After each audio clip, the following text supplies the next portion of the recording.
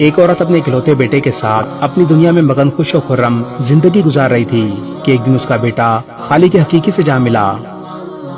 عورت کے لیے کل کائنات اس کا بیٹا چھن جانا ایک ناقابل برداشت صدمہ تھا۔ اس کا ذہن نظام قدرت کو ماننے کے لیے تیار نہیں تھا۔ وہ روتی پیٹتی گاؤں کے حکیم کے پاس گئی اور کہنے لگی، میں اپنی ساری جمع پونجی خرچ کرنے کو تیار ہوں، بس میرا بیٹا لوٹ آئے۔ حکیم صاحب، آپ کوئی ایسا نسخہ بتا دیں جس سے میرا بیٹا دوبارہ زندہ ہو جائے۔ حکیم اس غمزدہ عورت کی حالت دیکھ چکا تھا۔ کافی سوچ اور بچار کے بعد حکیم نے بولا، ہاں ایک نسخہ ہے تو صحیح۔ علاج کے لیے ایک ننھے سے سرسوں کے بیج کی ضرورت ہے جو کسی ایسے گھر سے لایا گیا ہو جس میں کبھی غم کی پرچھائی تک نہ پڑی ہو۔ عورت نے کہا، یہ تو کوئی مسئلہ ہی نہیں، میں ابھی جا کر لاتی ہوں۔ عورت کے خیال میں اس کا گاؤں ہی تو وہ جگہ تھی جس میں لوگوں کے گھروں میں غم کا گزر نہیں ہوتا۔ بس اسی خیال کو دل میں سجائے اس نے گاؤں کے پہلے گھر کا دروازہ کھٹکھٹایا۔ اندر سے ایک جوان عورت نکلی۔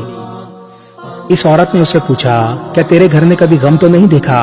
جوان عورت کے چہرے پر ایک تلخی سی نمودار ہوئی۔ اس نے دکھ بھری مسکراہٹ چہرے پر لاتے ہوئے کہا، میرا گھر ہی تو ہے جہاں زمانے بھر کے غموں نے ڈیرا ڈالا ہوا ہے۔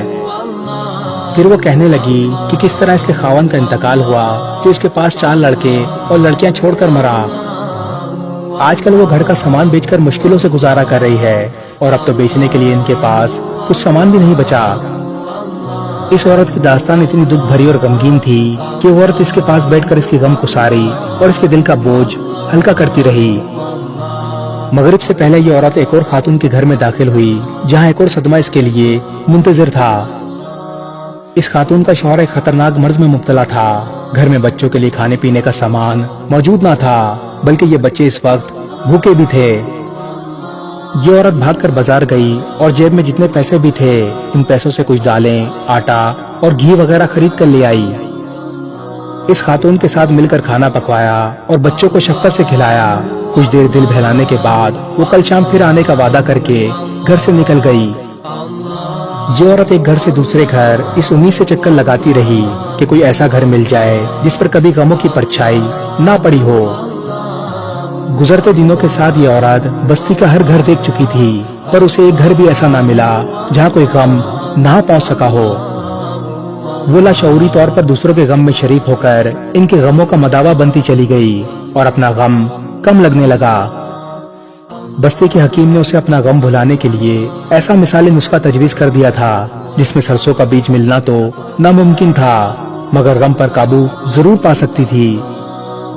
غموں پر قابو پانے کا جادوئی سلسلہ تو اسی لمحے شروع ہو گیا تھا جب وہ بستی کے پہلے گھر میں داخل ہوئی تھی۔ کسی کی خوشیوں میں شریک ہونے سے اس کی خوشیاں دگنی ہو جاتی ہیں اور غموں میں شریک ہونے سے اپنے غم آدھے رہ جاتے ہیں۔ دنیا میں کتنا غم ہے، میرا غم کتنا کم ہے۔ اس ویڈیو کو شیئر ضرور کریں، ہو سکتا ہے آپ کے ایک شیئر سے یہ بات کسی کے دل میں اتر جائے۔